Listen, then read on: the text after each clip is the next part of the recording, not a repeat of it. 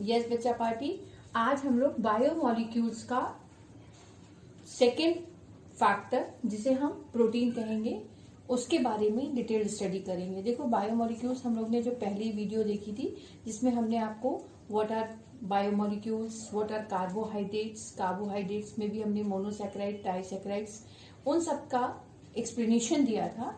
उसी चेन को आगे प्रोसीड करते हुए आज हम प्रोटीन मॉलिक्यूल्स के बारे में स्टडी करेंगे। और प्रोटीन्स वर्ड जो है वो ग्रीक वर्ड प्रोटियोस से ओरिजिनेट हुआ है एंड प्रोटियोस मीन्स होता है प्राइम इंपॉर्टेंस। इट मीन्स कि जो प्रोटीन हमारी बॉडी के लिए है उसकी रिक्वायरमेंट बॉडी की मेंटेनेंस, बॉडी की बिल्डिंग्स के लिए जरूरी होती है। क्लियर? और केमिकली प्रोटीन जो है वो कंडेंसेशन पॉलीमर्स होते हैं। Condensation polymers means polymer word जो है वो दो वर्ड्स का कॉम्बिनेशन है। पॉली मीन्स कई सारे, मेनी, और मर मीन्स यूनिट, यानी whenever the many units are joined together and make a big molecule that is called polymer. But किसकी यूनिट जोड़ने से पॉलीमर बनेगा, किसकी यूनिट को कंबाइन करने से प्रोटीन्स फॉर्म होगा, वो है alpha amino acids. Alpha amino acids की यूनिट्स को पेप्टाइड बॉन्ड की लिंकेज से जब हम एक लॉन्ग चेन में फॉर्म करते हैं तब resultant polypeptide chain is form and this polypeptide chain is called proteins. अब स्टार्टिंग करते हैं, what is alpha amino acid? And according to the name, organic compound in which amino group and acid group both are present in a single molecule like this one, जिसमें मैंने एक carbon के one side COH and another side NH2 group is connected. NH2 is called amine and COH is called acid. इसको हमने जिस carbon के साथ connect किया है that is called alpha carbon, क्योंकि फंक्शनल ग्रुप का just nearest carbon is called alpha, then next beta, then next gamma, जो हम लोग ने मैकेनिज्म की वीडियो में स्टडी किया था। इस अल्फा कार्बन पे एसिड और NH2 दोनों ग्रुप कंबाइंड होंगे, so this unit is called alpha amino acids and the carbon shows tetravalent compound. So 4 valencies में दो तो हमारी एक NH2 और एक COH से सेटिस्फाइड होगी, rest of the 2 may be दोनों हाइड्रोजन से सेटिस्फाइड हो जाए, may be one is satisfied with hydrogen and another is with alkyl group and different alkyl groups are attached, so it forms a different types of alpha amino acids. सिर्फ इस R group की change करते ही amino acids जो है उनकी properties, उनका character, उनकी qualities change होती चली जाएंगी। About 20 natural alpha amino acids are known, but only glycine, जिसमें कि मैंने एक कार्बन पे बाकी की रेस्ट ऑफ द 2 वैलेंसीज को हाइड्रोजन से सेटिस्फाइड किया है, ऐसे अल्फा एमिनो एसिड्स को जिसकी चारों वैलेंसी डिफरेंट फंक्शनल ग्रुप से सेटिस्फाइड नहीं होती है, this centre carbon is called chiral carbon. इसका मतलब कि यहां पर इस अमीनो एसिड में कायरल कार्बन या एसिमेट्रिक कार्बन प्रेजेंट नहीं होता है, और ऑप्टिकल एक्टिविटी को शो करने वाले all the organic compound contains chiral carbon, forms mirror images but not superimposable to each other. It means enantiomers are formed, but glycine is not shows optical isomerism because of the absence of chiral carbon. सिर्फ और सिर्फ इसीलिए मैंने यहीं पर mark किया है कि आप भी इसको नोट्स में नोट कर लीजिए कि except glycine all are optically active, क्योंकि जैसे ही मैंने इस H की जगह R लगाया, अब आप इस सेंटर के अगर कार्बन को चेक करिए तो इस सेंटर के कार्बन में चारों वैलेंसी अलग अलग ग्रुप से सेटिस्फाइड हो जाएंगी, तो it means it is a chiral carbon, और कायरल कार्बन ऑप्टिकल एक्टिविटी को शो करता है। इस कंपाउंड को हमने ग्लाइसिन क्यों कहा? बिकॉज ग्लाइसिन वर्ड का मीनिंग होता है स्वीट इन टेस्ट, और ग्रीक लैटर में ग्लाइकोस मीन्स होता है स्वीट इन नेचर। तो शुरू में जब अल्फा अमीनो एसिड्स ओरिजिनेट किए गए थे, जब डिस्कवर किए गए थे, तो ट्रैवल सिस्टम के बेस के अकॉर्डिंगली ही हमने इसकी नॉमेनक्लेचर दी थी कि ये जहां से ओरिजिनेट हो रहे हैं, जैसे ये प्रिपेयर किए जाते हैं उसके अकॉर्डिंगली उनके नाम दे देते हैं। जैसे ग्लाइसिन हमने ग्लाइकॉस वर्ड से उठा करके दिया। सिमिलरली ट्रायोसिन जो है वो चीज से ऑब्टेन किया गया था, और ग्रीक लेटर में ट्रायोस का मतलब होता है चीज, इसलिए इसको हमने ट्रायोसिन कहा। तो बहुत सारे ऐसे अमीनो एसिड्स हम लोग ने स्टडी किए जो कि उनके ट्रैवल नेमिंग के अकॉर्डिंगली ही दिए गए थे। अब इन अल्फा अमीनो एसिड्स का क्लासिफिकेशन अगर हम on the basis of the number of acid and basic groups, then it is divided into 3 parts. Acidic alpha amino acids, basic alpha amino acid and neutral. Neutral means हुआ कि जो amino acids होगा उसमें 1 COH होगी और 1 NH2 होगी, तो दोनों एक एसिड एक बेस दोनों आपस में मिलकर के न्यूट्रल हो जाएंगे। सो all the content in which only 1 COH and NH2 group is present, for example glycine and alanine, are categorized in the neutral alpha amino acids. In the case of basic alpha amino acid, it means basic content, यानी NH2 group जो है वो अगर 2 present है तो 1 acid present होगा। तो यहाँ पर number of basic group is in excess, so the alpha amino acid is called basic alpha amino acid. Same ऐसे एसिडिक में यहाँ इस फॉर एग्जाम्पल एस्पार्टिक एसिड में 2 COH ग्रुप प्रेजेंट होंगे और 1 अमाइन ग्रुप प्रेजेंट होगा। ये तो नंबर ऑफ NH2 और COH के बेस पर हुआ। सेकेंड, इसका क्लासिफिकेशन हम एसेंशियल और नॉन एसेंशियल के बेस पे कर सकते थे। What do you mean bye essential? Essential mean जिसकी रिक्वायरमेंट है, इट मीन जिसे हमारी बॉडी सिंथेसाइज नहीं कर रही है, हमें उसे बाहर अपने रिसोर्सेज से प्रोवाइड करना पड़ेगा। That type of alpha amino acids are called essential amino acid. It is also called non dispensable, for example lysine, histidine etcetera. About 20 amino acids are known, 10 are essential and 10 are non-essential. आपको board के exam के लिए 10 इसके और 10 इसके सारे नाम याद करने, बट मैंने यहाँ पर आपको 2 एग्जाम्पल्स बता दिए। सेम ऐसे नॉन एसेंशियल यानी जिसकी जरूरत, नॉन मतलब नो, एसेंशियल मतलब जरूरत, यानी जिसकी जरूरत हमें नहीं है, हमारी बॉडी ऑलरेडी जैसे सिंथेसाइज कर ले रही है, ऐसे अमीनो एसिड्स को डिस्पेंसेबल अमीनो एसिड्स कहेंगे। For example aspartic acid and glutamic acid. इस अल्फा अमीनो एसिड्स में 2 different characters present है, यानी one is acidic and one is basic, so it has a specific characteristic to form dipolar ion or Zwitter ion. Dipolar ion means di means 2, polar means poles, यानी जिसके 2 different poles होंगे, one is positive and another is negative. So whenever in dissolves in aqueous solution, 1 H plus ion is liberated and this H plus ion goes to the lone pair of the amine group. So it forms NH3 plus and COO minus. So in case of glycine, one end is positive and another end is negative. So it is called Zwitter ion or dipolar ion. अब protein की making का criteria जो हमने अभी आपको starting में ही बोला कि all the alpha amino acids are joined with peptide linkage. What do you mean by peptide linkage?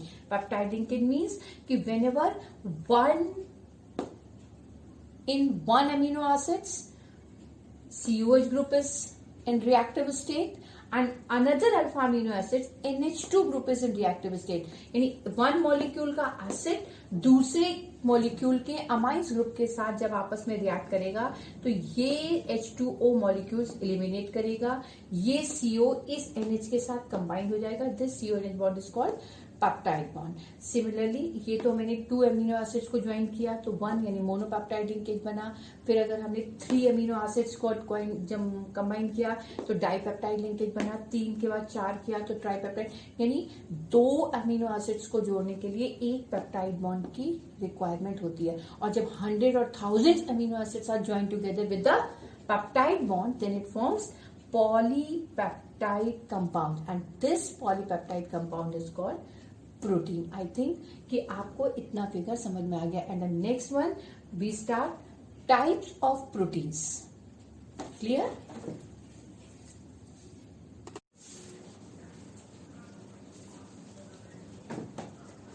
Protein के स्ट्रक्चर में जब हमने बहुत सारे अमीनो एसिड्स को यानी पॉलीपेप्टाइड लिंकेज को फॉर्म कर दिया था तब जो हमारे पास प्रोटीन का स्ट्रक्चर बना बेटा, वो जितना सिंपली हमने उसको कनेक्ट करके आपको शो कर दिया उतना स्ट्रक्चर इजीली फॉर्म नहीं होता। इसलिए प्रोटीन के स्ट्रक्चर को एक्सप्लेन करने के लिए एटलीस्ट 4 लेवल के पार्ट्स में डिवाइड किया गया है। यानी पहला पार्ट जिसमें हम सिर्फ उस अल्फा एमिनो एसिड्स का एक सिंपल सीक्वेंस को कैलकुलेट कर सकते हैं, सिंपल सीक्वेंस का अरेंजमेंट दे सकते हैं। It means primary structure, specific sequence in which various alpha amino acids link to one another is called primary structure. तो हमारे पास अल्फा एमिनो एसिड्स कैसे बना बेटा, वही जैसे आपने पहले बनाया था सिंगल स्ट्रक्चर में, अब हम उसको एक साथ बाइंड अप करके दिखा रहे हैं और कुछ नहीं है। कि जैसे हमारे पास अमीनो एसिड कैसे बना, सी कार्बन की वजह से एक एल्किल ग्रुप से एक हाइड्रोजन से एक तरफ ये NHCO बॉन्ड बनाएगा और दूसरी तरफ ये आपका पेप्टाइड लिंकेज फॉर्म हो गया, दूसरा पेप्टाइड लिंकेज ये फॉर्म हो गया। तो जब ये कई सारी पॉलीपेप्टाइड लिंकेज, एक पेप्टाइड लिंकेज इधर बन गया, एक पेप्टाइड लिंकेज ये बन जाएगा। ये जो मैंने डैश लाइन शो करी इसका मतलब इधर भी यूनिट आगे मूव करिए और पीछे भी, यानी बैक और फ्रंट दोनों साइड से ये मूव करेगा, तभी ये पॉलीपेप्टाइड फॉर्म लिंकेज को फॉर्म करेगा। पॉली मतलब मैनी, यानी कई सारी 100,000 यूनिट्स आर ज्वाइन टुगेदर। तो जब एक सिंपल सीक्वेंस की बात करेंगे तो पहला स्टेप क्लियर होगा कि ये प्रोटीन का पहला स्ट्रक्चर। जब ये स्ट्रक्चर मेरा बन गया, अब ये स्ट्रक्चर आपस में कैसे कनेक्टेड होंगे, क्योंकि कई सारी यूनिट कनेक्ट होनी है तो एक सिंगल चेन तो है नहीं, कई सारी सिंगल चेन्स को हम कंबाइन करते हैं। तो यहाँ पर सेकेंड स्ट्रक्चर जो हमें प्रूफ करता है वो करता है the confirmation with the polypeptide chains assume as a result of hydrogen bonding। इसका मतलब जब ये एक यूनिट दूसरी यूनिट के साथ हाइड्रोजन बॉन्डिंग या पॉलीसल्फाइड लिंकेज के साथ कनेक्टेड हो जाएंगी, तब सेकेंड स्ट्रक्चर बनता है जिसे हम कहते हैं सेकेंडरी स्ट्रक्चर। अब जैसा जैसा साइज ऑफ अल्किल ग्रुप होगा उसके बेस पर इस सेकेंडरी स्ट्रक्चर के भी दो तरीके शेप में कन्वर्ट हो सकते थे। One is alpha helical structure and another is called beta pleated shape. Alpha helical structure का मतलब हुआ कि एक सीधी स्ट्रेट लाइन में हम बॉन्ड को कैसे कनेक्ट कर रहे हैं, क्लियर, और वो हमारा ऐसे क्वाइल फॉर्म में कन्वर्ट होता जाता है। इसीलिए इस हेलिक्स को हम 3.6 सफिक्स 13 हेलिक्स भी कहते हैं। इस 3.6 सफिक्स 13 हेलिक्स का मीनिंग क्या होता है, it means each turn contains 13 membered ring. एक अमीनो एसिड का जो सेक्शन आया, ये जो एक क्वाइल हमारी बन करके आएगी, इस क्वाइल में at least 3.6 alpha amino acid present होंगे और ये अल्फा एमिनो एसिड जो है वो कितने मेंबर की रिंग बना रहे होंगे, 13 मेंबर की रिंग बना रहे होंगे। इसीलिए हम इसको कहते हैं 3.6 सफिक्स 13 हेलिक्स, क्लियर। दूसरा, अगर ये हेलिक्स फॉर्म में नहीं आएगा तो ये प्लीटेड शीट के फॉर्म में आएगा। प्लीटेड का मतलब होगा कि एक प्लेट दूसरी प्लेट के ऊपर ऐसे प्लेट फॉर्म में अरेंज होगी और ये प्लेट एक दूसरे के साथ हाइड्रोजन बॉन्डिंग के साथ कनेक्ट होती चली जाएंगी। अब ये जो आपने दो प्लेट्स बनाई, यानी एक मैंने ये वाली चेन मेकअप करी, दूसरी सेम ऐसे ही इसके पैरेलल चेन कनेक्ट करी। पैरेलल मतलब अगर यहाँ पर हमारा NH का एंड था तो दूसरी जो चेन हम स्टार्ट करेंगे वो भी सेम इसके जैसी होगी जिसमें NH से ही कहानी स्टार्ट कर रहे हैं। तो जब दो सेम एक दूसरे के पैरेलल चेन्स एडजस्ट की जाएंगी और उनके बीच में हाइड्रोजन बॉन्डिंग से कनेक्शन हो जाएगा और ये एक प्लेट के ऊपर दूसरी प्लेट अरेंज करते चले जाएंगे, तब ऐसे स्ट्रक्चर को कहेंगे पैरेलल बीटा प्लीटेड शीट। और अगर जस्ट रिवर्स, यानी एक का हमारे पास कनेक्शन आएगा NH और NHC से कनेक्ट है और ये C अगेन H और R और फिर ये C डबल बॉन्ड आगे कनेक्टेड है, और जो दूसरी यूनिट आप लेके चल रही हो उसमें स्टार्टिंग कहां से करें, बजाय हम NH की चेन के इस चेन का सेकेंड पार्ट रिवर्स कर दें, यानी आपकी हमारी दूसरी चेन स्टार्ट होगी बेटे C डबल बॉन्ड O से। तो NH के सामने क्या आ गया, CO, यानी बेस के सामने एसिड। एक चेन दूसरी चेन की जस्ट अपोजिट हो गई, तब जब उनके बीच में हाइड्रोजन बॉन्डिंग मेकअप होगी तब जो शीट बन के तैयार होगी that is called anti parallel. तो पहले स्ट्रक्चर में सिर्फ हमने पेप्टाइड लिंकेज की फॉर्मेशन करी, दूसरा जो हमने पेप्टाइड लिंकेज की फॉर्मेशन करी, अब वो फॉर्म सिंगल चेन किस किस तरीके से अरेंज हो सकती थी, हेलिक्स स्ट्रक्चर से, प्लीटेड शीट से। प्लीटेड शीट भी हमारी दो तरीके से हो सकती थी कि दो पैरेलल चेन्स आपस में ज्वाइंट हो जाएंगी हाइड्रोजन बॉन्डिंग से, दैट इज कॉल्ड पैरेलल। दो अपोजिट चेन्स एक दूसरे के साथ हाइड्रोजन बॉन्डिंग से कनेक्टेड हो जाएंगी, that is called anti parallel chains. जब ये सेकेंडरी स्ट्रक्चर्स मेकअप होगा तो कुछ स्ट्रक्चर पैरेलल यानी हेलिक्स स्ट्रक्चर में, कुछ बीटा प्लीटेड शीट स्ट्रक्चर में कन्वर्ट हो जाएगा और कुछ पार्ट ऐसा हो जाएगा जो अनक्वाइल्ड बचा रह जाएगा। जरूरी नहीं कि सारे के सारे फैक्टर जो है वो सेकेंडरी स्ट्रक्चर में जाने पर कन्वर्ट ही हो पाए। जो अनक्वाइल्ड स्ट्रक्चर रह जाएगा, जो ना अल्फा हेलिक्स बना पाया और ना ही बीटा प्लीटेड शीट बना पाया, उसको हम कहते हैं रैंडम क्वाइल स्ट्रक्चर। उस अनएफेक्टेड पार्ट को जो कि सेकेंडरी स्ट्रक्चर की मेकिंग में पार्ट नहीं लेता है उसे हम कहते हैं रैंडम क्वाइल स्ट्रक्चर। अब जब हमारे पास ये शीट्स और प्लेट्स तैयार हो गई, फर्दर इनके बीच में बॉन्डिंग अरेंज करके अब हम उसको स्पेस की 3D स्ट्रक्चर की तरफ मोटिवेट करेंगे। तो जो हमारा टर्शियरी स्ट्रक्चर है वो रिप्रेजेंट करता है प्रोटीन की पॉलीपेप्टाइड चेन को, जो कि पूरे प्रोटीन के 3 डायमेंशनल स्ट्रक्चर को प्रोड्यूस करते हैं और एक स्पेसिफिक शेप में कन्वर्ट हो जाते हैं। और जब 3D स्ट्रक्चर हमारे पास आ गया तब एक यूनिट 3 स्ट्रक्चर की दूसरी 3 स्ट्रक्चर यूनिट के साथ किस तरीके से एक कॉम्प्लिकेटेड फॉर्म में कन्वर्ट हो गई उसे हम कहते हैं quaternary structure. It means it refers to the determination of the subunits. ये जो हमारी 3 स्ट्रक्चर की सब यूनिट्स बनती चली जा रही है, अब ये सब यूनिट्स किस तरीके से उस प्रोटीन में अरेंज होती हैं, अरेंज होती भी हैं कि नहीं होती हैं, एक यूनिट दूसरी यूनिट की रिस्पेक्ट में किस तरीके से हाइड्रोजन बॉन्डिंग फॉर्म करती है, उन सारे स्ट्रक्चर्स का एक्सप्लेनेशन क्वाटरनरी स्ट्रक्चर्स में दिया जाएगा बेटा। So it refers to the determination of the number of subunits. So what do you mean by subunits? Subunits को ही हम प्रोटोमर भी कहते हैं।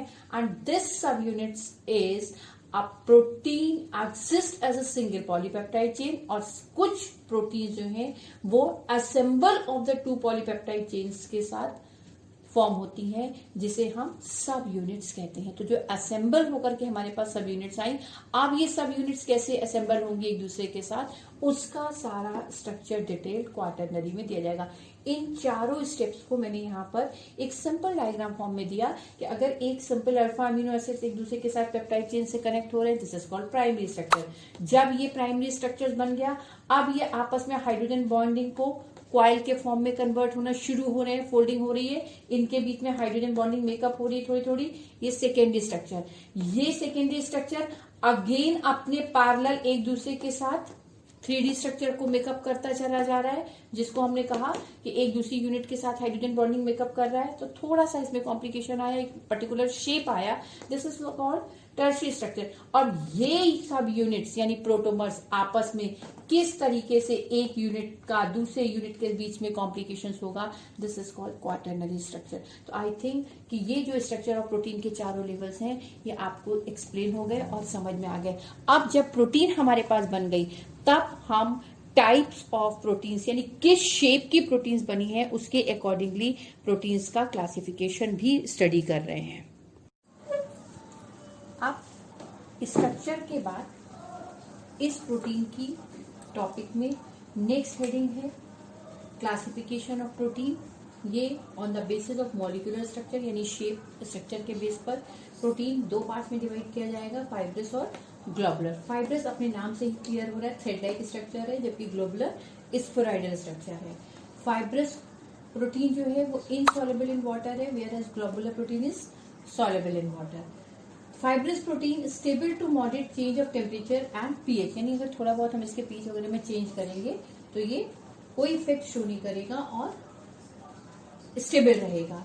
जबकि ग्लोबुलर प्रोटीन जब हम इसमें टेम्परेचर या इसके पीएच पे चेंज करेंगे तब ये डीनेचुरेशन की प्रोसेस को शो करेगा। What do you mean bye denaturation? इसको मैंने यहाँ पर आपके पास एक्सप्लेनेशन फॉर्म में लिखा है कि जो बेटे हमारे पास प्रोटीन है जो नेटिव स्टेट में प्रेजेंट होती है। नेटिव स्टेट का मतलब हो गया कि जो उसका एक्चुअल स्ट्रक्चर है, जिसमें वो अल्फा अमीनो एसिड जो है पेप्टाइड लिंकेज के साथ बाइंड अप है, उस नेचर में जब वो प्रेजेंट होती है, और उसके बाद 3 डिग्री के में वो हाइड्रोजन बॉन्डिंग के कारण कई शेप में, beta pleated shape, alpha helix structure, coiled structure, तो जो नेटिव स्टेट में, जो ओरिजिनल फिगर में हमारे पास प्रेजेंट होती है, जब हम उसमें कोई भी फिजिकल या केमिकल चेंज करते हैं तो उसका नेचुरल कंपोजिशन, जो नेटिव कंपोजिशन है, वो क्या होता है, डिस्टर्ब होता है। क्योंकि जैसे ही आपने हीट किया, उसके बीच में जो हाइड्रोजन बॉन्ड्स थे वो ब्रेक हो जाएंगे, और जब हाइड्रोजन बॉन्ड्स ब्रेक हो जाएंगे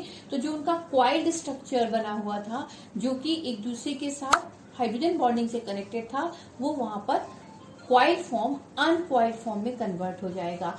या हम कह सकते हैं कि जो हेलिक्स स्ट्रक्चर था वो भी ओपन स्ट्रक्चर में कन्वर्ट हो जाएगा और थ्रेड लाइक स्ट्रक्चर में कन्वर्ट हो जाएगा। इसका मतलब क्वाटरनरी, 3 डिग्री और 2 डिग्री जो है वो डीनेचुरेशन के प्रोसेस के बाद प्राइमरी स्ट्रक्चर्स में कन्वर्ट हो सकता है, लेकिन प्राइमरी स्ट्रक्चर का डीनेचुरेशन नहीं होगा, because this is the basic factor. तो यहाँ डीनेचुरेशन का मतलब है कि उसके अनक्वाइल्ड फैक्टर को, क्वाइल्ड फैक्टर को अनक्वाइल्ड फैक्टर में कन्वर्ट करना, न कि प्रोटीन की प्रॉपर्टीज को डैमेज करना। तो डीनेचुरेशन में प्रोटीन की इटसेल्फ प्रॉपर्टी डैमेज नहीं होती, बट जितने क्वाइल्ड फैक्टर थे वो ओपन थ्रेड लाइक स्ट्रक्चर में जाएंगे। फॉर एग्जाम्पल, हम बॉइलिंग ऑफ एग को देखें, जब हम एग को बॉइल करते हैं तो जो उसका व्हाइट पार्ट है वो क्या होता है, कंडेंस होने लगता है। या हम कर्डिंग ऑफ मिल्क को देखें, तो जब हम मिल्क में थोड़ा सा कर्ड मिक्स करते हैं और वो धीरे धीरे बैक्टीरिया को डेवलप करता है, तो सारे मॉलिक्यूल्स आपस में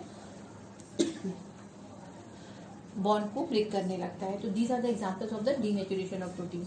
फिर फाइब्रस प्रोटीन जो है, they do not have any biological activity, ये खुद कोई biological activity thread like structure नहीं करता, लेकिन ये स्ट्रक्चरल मटेरियल के फॉर्म में काम करता है। स्ट्रक्चरल मटेरियल मतलब ये हमारी बॉडी के कुछ पार्ट्स को बनाने में यूटिलाइज होता है, जैसे केराटिन एंड स्किन, जो हमारी स्किन के ऊपर की लेयर होती है उसमें प्रोटीन का जो पार्ट होता है वो फाइब्रस प्रोटीन का होता है। मायोसिन इन मसल्स में भी इसका यूटिलाइजेशन होता है। जबकि ग्लोबुलर प्रोटीन जो है वो बायोलॉजिकल एक्टिविटी के लिए रिस्पॉन्सिबल होता है, जैसे ये हमारी बॉडी में एंजाइम की तरह काम करेगा, हार्मोन्स की तरह काम करेगा, एंटीबॉडीज को मेकअप करेगा, और ट्रांसपोर्ट एजेंट आप सिंपल सी बात है कि जो हमारा हीमोग्लोबिन है वो ऑक्सीजन को कैरी करके एक जगह से दूसरी जगह लेके जाएगा। इसका मतलब उसने क्या किया, ऑक्सीजन को ट्रांसपोर्ट किया, so it act as a transport agent.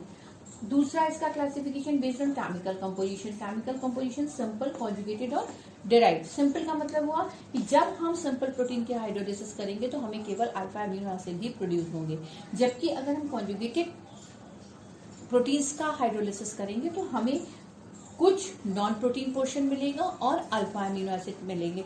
ये जो नॉन प्रोटीन पोर्शन मिलेगा अल्फा अमीनो एसिड्स के अलावा, इसे हम कहते हैं प्रोस्थेटिक ग्रुप। और मैंने यहीं पर आपको बताया कि इस प्रोस्थेटिक ग्रुप का ही मेन काम होता है बायोलॉजिकल फंक्शन को ऑडिट करना, बायोलॉजिकल फंक्शन को इम्प्लीमेंट करना। क्लियर। और third one is derived protein. Derived मतलब क्या हो गया कि वो सिंपल और कॉन्जुगेटेड का पार्शियल हाइड्रोलिसिस कराने पर जो डिग्रेडेड प्रोडक्ट हमें मिलेगा, डिग्रेडेड मतलब इससे डिराइव हुआ प्रोडक्ट मिलेगा, उसे हम कहते हैं डिराइव प्रोटीन।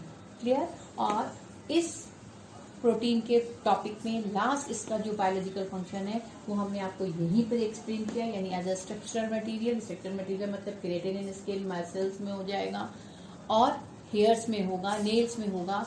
सेम ऐसे ही दूसरा ट्रांसपोर्ट एजेंट, जिसका मैंने एग्जांपल आपको अभी हीमोग्लोबिन का बताया, क्या ऑक्सीजन को कैरी करेगा। तीसरा आपका एग्जांपल है एंजाइम्स की तरह काम करेगा हमारी बॉडी में। चौथा मेटाबॉलिक रेगुलेटर्स को यूज करना है, यानी जैसे हमारी बॉडी में ग्लूकोज के लेवल को मेंटेन करने के लिए ये इंसुलिन को सिक्रीट करता है। न्यूक्लियोप्रोटीन जो है वो जेनेटिक इंफॉर्मेशन पेरेंट्स से ऑफस्प्रिंग्स पे लेके जाते हैं, और ये बायोलॉजिकल फंक्शन में एंटीबॉडीज की तरह काम करता है, यानी जब कोई वायरस या बैक्टीरिया हमारी ब्लड में जाता है और जो सिक्रीट करता है उसे बोलते हैं एंटीजन। उस एंटीजन से लड़ने के लिए हमारी बॉडी की प्रोटीन, जो प्रोटीन पार्ट को सिक्रीट करती है, उसको कहते हैं एंटीबॉडीज। तो this is the complete information regarding protein, I think कि अब प्रोटीन का जितना स्ट्रक्चर हमने आपको एक्सप्लेन किया है वो पूरी चैप्टर, पूरे टॉपिक को कवर करा। What are protein, what are alpha amino acids, type of alpha amino acids, then peptide linkage के बाद structure of protein, primary, secondary, tertiary and quaternary, then classification of protein और denaturation of protein and the biological function.